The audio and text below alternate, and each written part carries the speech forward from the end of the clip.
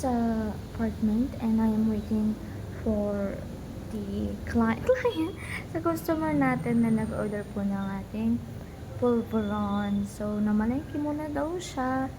And while waiting, nakapag-edit na din ako ng mga pictures.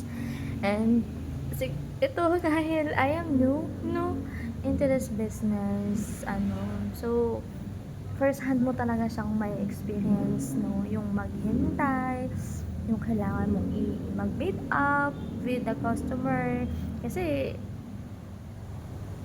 kailangan mo i-deliver yung product mo, ganyan.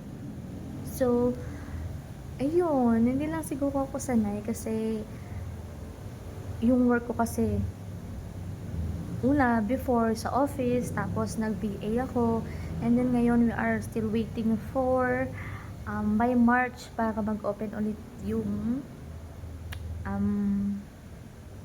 contract ng yung company na wino-work, yung company na pinagtatrabahuhan ko.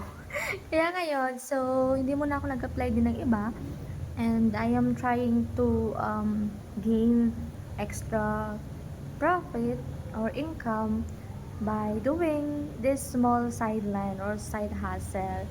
Ayun, share ko lang.